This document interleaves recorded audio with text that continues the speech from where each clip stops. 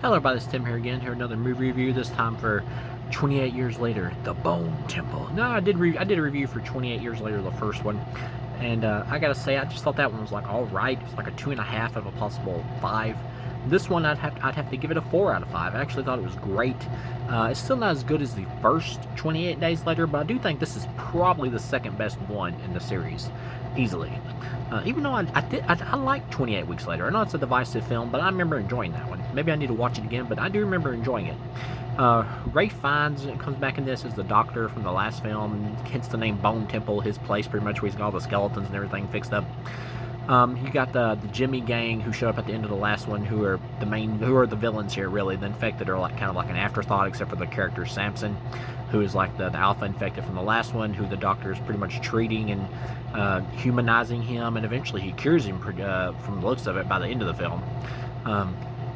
Which kind of goes into that whole like evolving zombie thing or whatever, kind of similar to like Day of the Dead, but this guy pretty much ends up being cured by the end. And since he had the virus already in his body before he got cured, he may have an immunity to it. I'm not for sure.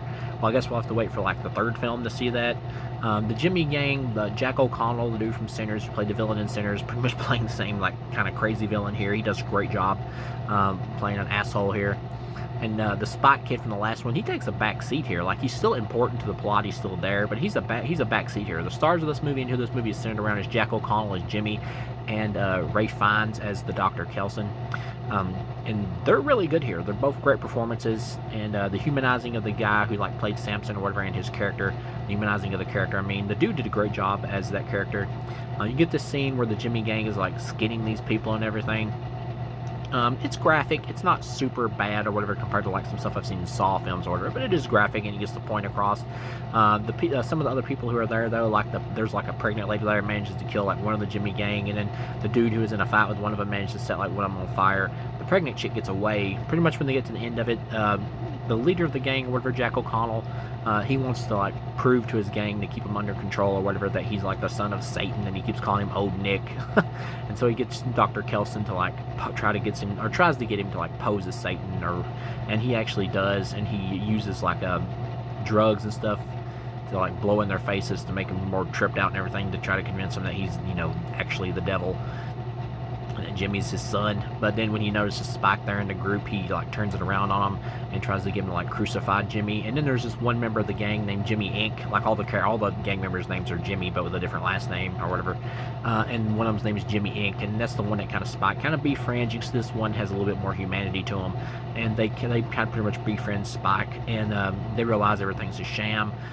That the leader of the group, Jack O'Connell, is doing. So they turn on him, and the Jimmy Inc. character helps like kill the other two Jimmys, and then I believe Spike like sneaks up and stabs Jack O'Connell after he stabbed Dr. Kelson and killed him, and then they crucify Jack O'Connell on a cross like upside down. It's just pretty cool.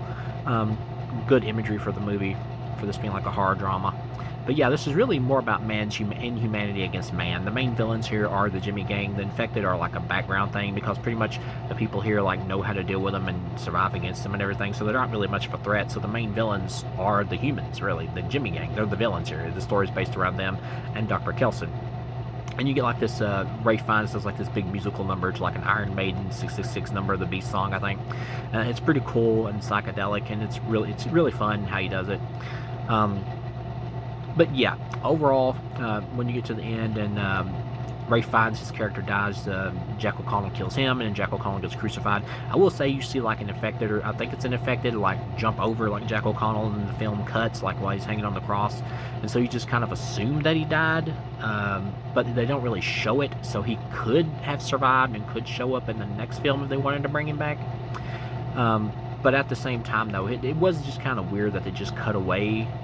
Like, that feels to me like they're hedging their bets on, you know, maybe we want to bring this character back in the next one or not, because if they were going to kill him, I would have wanted to see like more gore and stuff, is what I'm saying. I guess I'm getting at. And I thought that was a little bit too easy, just like a cut, like, infected, jump over him, and he just cuts. That's a little bit too easy to me. Or maybe he'll even show up as an infected in the next one. I don't know. They could go that direction. But yeah, overall, this was great. This was a big improvement over the first 28 Years Later. It's better directed. It's better written. It's better acted.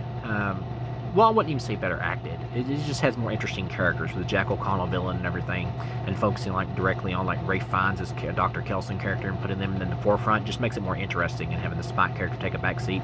You get to the end, the main end of the movie, and Cillian Murphy's character named Jim from the original movie shows up, and he's got like a daughter, and you get the idea that they're gonna like rescue Spike and the Jimmy Ink character, who are being chased by a small group of infected, and they're gonna help them. And you get like the original tune in A House in the Heartbeat from 28 Days Later, like playing at the end, setting up for Jim to come back. And I assume if we get the third one, it'll probably open with like Jim saving them and that tune playing, which is pretty cool.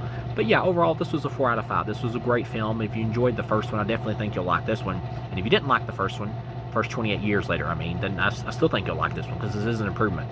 So thank you guys for watching, and I'll see you again.